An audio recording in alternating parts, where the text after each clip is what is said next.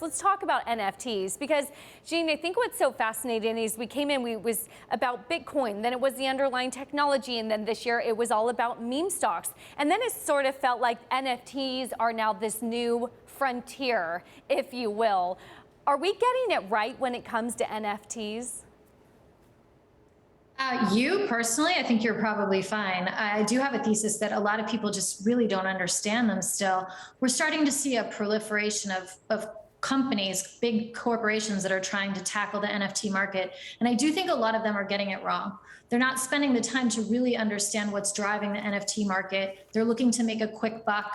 The CEO says to the CMO, go do something in NFTs, and they rush to put together a project. And I'm actually concerned that people aren't thinking about what the long-term implications are for these corporate projects that actually could potentially erode the fiber, the fabric of the community that's sitting behind NFT projects. What is then that long-term perspective of the companies who are getting it right? What are they doing?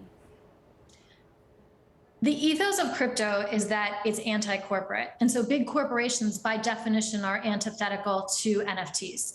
And the NFT drops that are getting it right start first with the community. It doesn't start with a big company doing something that's designed to further that company's brand, but rather listening to a community that may not currently have an online home and offering a way for people in that community to join together.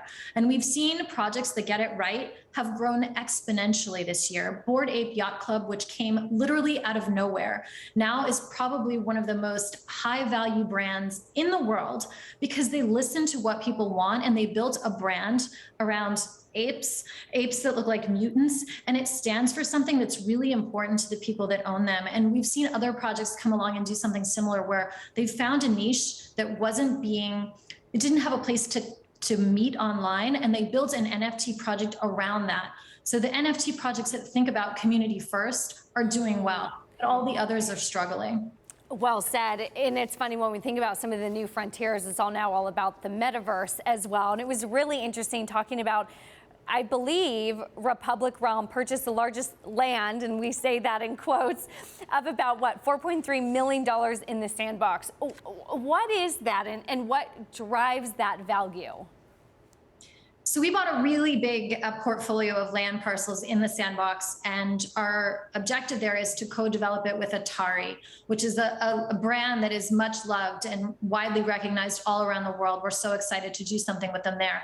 But we bought a portfolio that's so big, it's almost like buying an entire city inside the sandbox. And the sandbox is a metaverse that's really cool. It looks a lot like Minecraft, which is the world's most popular video game, but it's built on the blockchain. And it's actually just launched in alpha. It's really exciting. It's designed for adults, but I think it's going to be huge.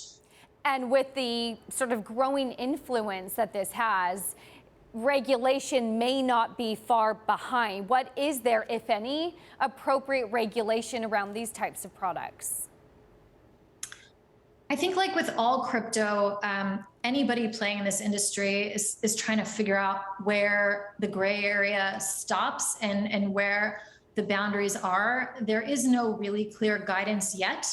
I think there's a lot of cases for why this is something that ought to be treated like a collectible, like a baseball card. And so the players in this space are operating under that assumption. And I think we'll continue to do so for the next stretch. What about how you're thinking of educating the people, and maybe Gen Z or maybe younger, to get involved in this?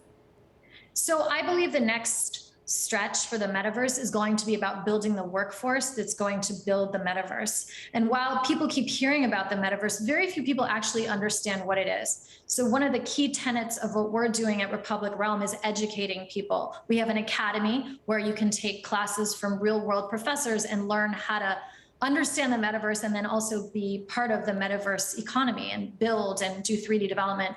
We're also creating NFT projects that are designed to teach people how to create a wallet, how to buy an NFT. In fact, we're launching a project next week called GFT, which are NFTs designed for gifting, and they're on our website, and they're designed specifically for people that this is their first NFT. Or if you are big into NFTs, but you want to teach your friends and family about GFTs, it's the perfect holiday gift for procrastinators, because you can go online and buy it the day of December 25th, and it unwraps on Christmas Day. So it's a really cool NFT project, but it's meant to be simple enough that everybody can understand it. And I think that's a core principle of NFTs, is bringing more people onto crypto. It's warming them up to it. And that's why Ethereum is performing so well, because the NFT market is creating a wave of mainstream adoption.